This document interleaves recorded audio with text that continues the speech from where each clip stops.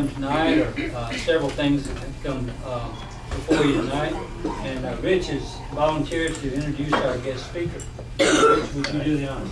All right, we have a real treat tonight. A good friend of mine, Mr. Al Kleindienst, is going to speak to us. Al is an author. He's written a book on the poker chips of illegal casinos out in Jefferson Parish, and has probably the single finest collection of illegal poker chips from O'Dwyer's and Club Forest and Old Southport, New Southport, on and on and on, and all of those places that used to exist in Jefferson and St. Bernard. He's an avid collector of more things than I can begin to enumerate, but he has a fantastic collection of New Orleans Breweriana and from the breweries that used to exist in the city of New Orleans, Regal and Jack's and Dixie and so on. And he also has a magnificent collection of beer steins, and he is a historian as well, and his knowledge covers many, many areas. What we've asked him to speak about tonight is something that I thought would be exciting to hear firsthand, because we hear so many stories from people. I mean, people talk to us about things, we read things in books, but it's not often that we can hear a first-person account of what a person went through in their life. Al's parents were German, from Germany. He lived here in the United States with them, was born in the United States. His father served in the German diplomatic corps, and then, of course, at the onset of hostilities, we recalled to Germany, and Al was went into the... Yeah, when I went over. Hmm? I was 12 when we went over. Yeah. And I was 12 years old, and then went over in Paris, I believe, and he was recruited into the Hitler Youth. And we can read about these things, but it's not often that we can hear a first-person account. So this is a real treat for us, and Al, the floor is yours. Thank you.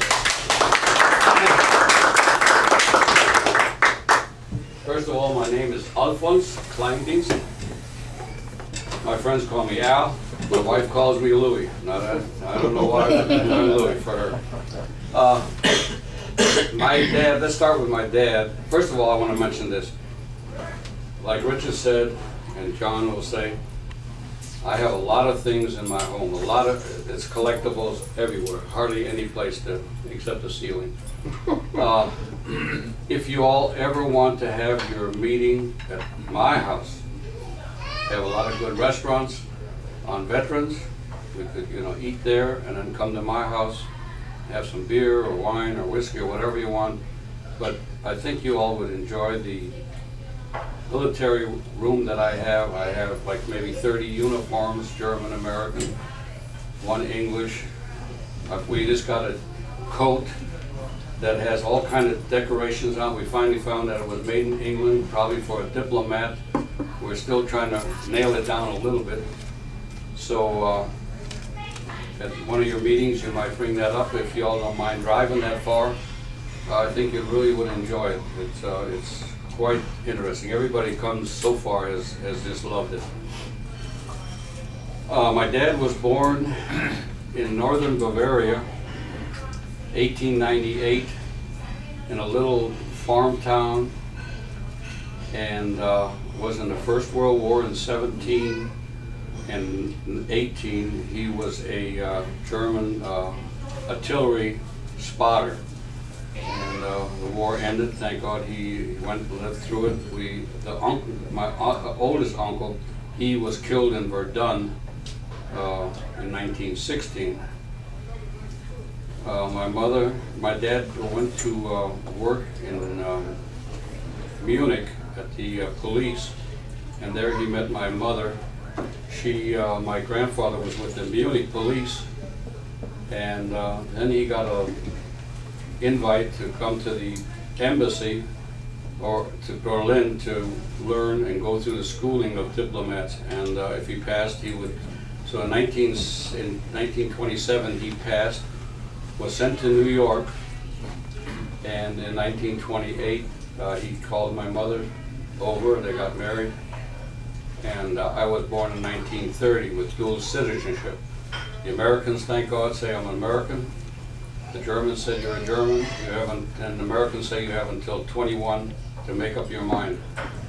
So my dad was transferred from Washington to Chicago, where we had a lot of cousins. My uncle had a bakery there, my aunt had a bakery. And we lived in the Sauganash, went to public school there. Then they built the Catholic school, the Queen of All Saints. I went to that. I joined the Cub Scouts, went to northern Michigan to a camp. And then 1941, after the war started, well, my dad was sent back to, because some man in Washington, in the embassy, committed suicide. So of all the people, they sent my dad back, and so we went back to Washington. Everybody else in the consulates went back to Germany, and we stayed until the end. Here's a picture of us of me when maybe pass it around. This is when they took all the German employees of the embassy, and we were sent, I'd like to say, this concentration camp, 5-star hotel, Greenbrier Hotel in West Virginia. It was just beautiful. Mama said, I hope they keep us here all during the war. That didn't happen. We stayed about 5 months, and then we were put on a train and went to New York, got on the Swedish ship, the Drottningholm.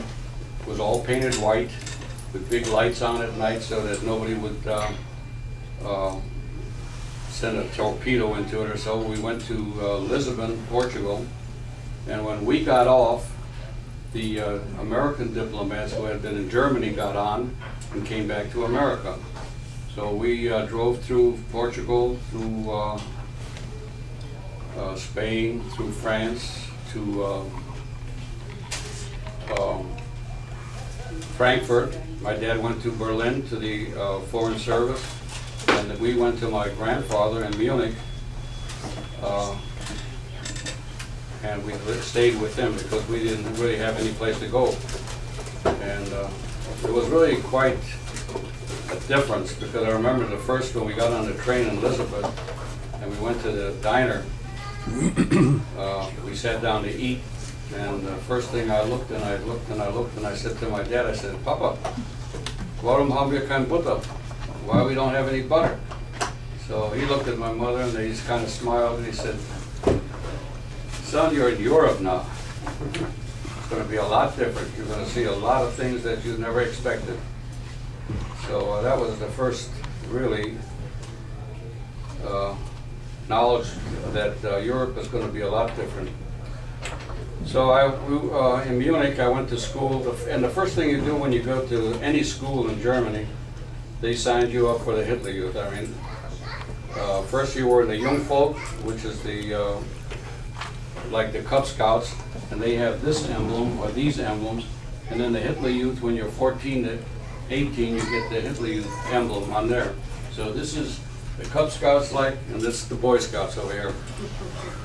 And I did real bad. I mean, we always spoke German at home, especially when I wanted my 25 cents allowance. If I didn't speak German, they just ignored me. But at the time I didn't realize it, but now when I go to Germany, we've been over there 15 times in the last 16, 17 years. And the people say, well, how long have you been in America? And I said, well, I'm born in America. They can't believe it. But I speak without any accent. I speak Bavarian, which is a dialect, which is really quite different. And